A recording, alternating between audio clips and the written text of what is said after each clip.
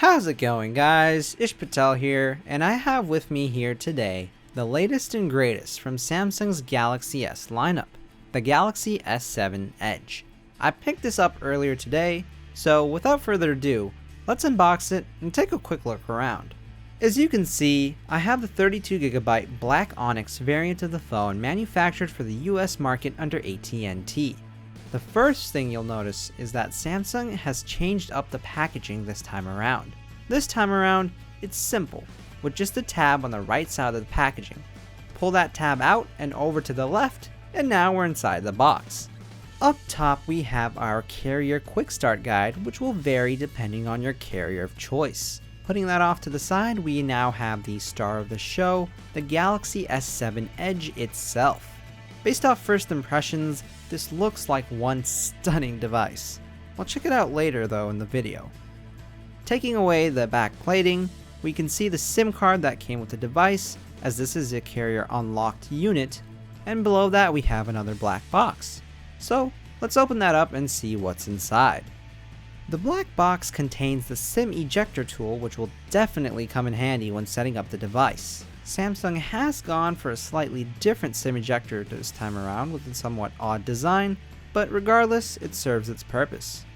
Pulling out more from the box, we have our warranty guide along with the carrier advert for some third-party applications. We won't be needing those, so let's set that off to the side as well.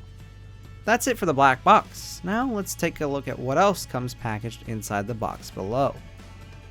First and foremost, we have the white micro USB cable, which will be used to charge your device and connect the phone to various other devices. We also have the AC adapter for the US region this time around, with adaptive fast charging capabilities built in. This time around, Samsung has also included a USB connector, which is used to transfer data from an existing device onto the new one. So basically, just plug this into the S7 during setup, it'll ask you to do so in fact, and connect the other device using a USB cable to transfer over all the content. Last but not least, we have the standard Samsung earphones that come packaged with every Galaxy device. Nothing really special to see here, and that's pretty much it for the unboxing. So let's take a look at the S7 Edge itself. Peeling off the plastic wrapping, I'm really starting to appreciate the beauty of this device. The S7 Edge looks absolutely stunning from pretty much every angle.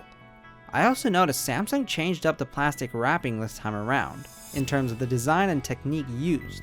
It's easier to peel off and actually sticks to the phone, as opposed to wrapping the S6 Edge last year, which you just slid out. And here we have it, ladies and gentlemen, the Samsung Galaxy S7 Edge. Just taking a look at the front, you can start to get a feel for how gorgeous this phone looks. I remember being impressed by the Galaxy S6 Edge last year, but this year, Samsung just improved upon the design, making it all the better for the consumer. On the left side of the phone, we have the standard Samsung layout with the up and down volume rockers. Flipping it over to the right side, we have the power button.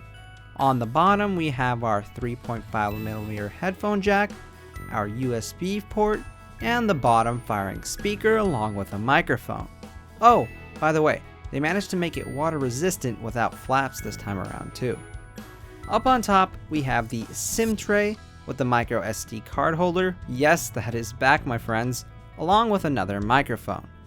Up front on top, we have the 5-megapixel front-facing camera, the earpiece, the light and proximity sensors, along with a notification light on the left. On the back, we have our main 12-megapixel shooter, along with the flash and biometric readers on the right side of the camera module, which I have to say, they did a great job trimming down that camera bump. Overall, I have to hand it to Samsung for an outstanding design all around. By incorporating the curved edges from the S6 Edge and the curved backsides of the Note 5, this phone curves in not only from the front, but also from the back, making it extremely comfortable and smooth to hold in the hand. Samsung even got the weight distribution almost perfect this time around too. That being said, it's still just as much of a fingerprint magnet as the last few devices. Overall, I'm super hyped to test out this new hardware and have very positive initial impressions. in terms of the hardware. My impressions of the software, however, weren't so hot. The S7 Edge does sport the standard Samsung UI lag, and I noticed this right from the initial boot and setup. Not deal-breaking per se, but it's still there. That's all for this one, guys. I'll be putting the S7 Edge through its paces throughout the next week, and the review will be out shortly after. If you have any questions about the device, or want me to cover something specific in the review, feel free to leave a comment down below.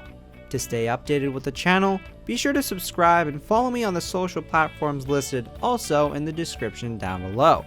I'm Patel, thank you for watching, and I'm out.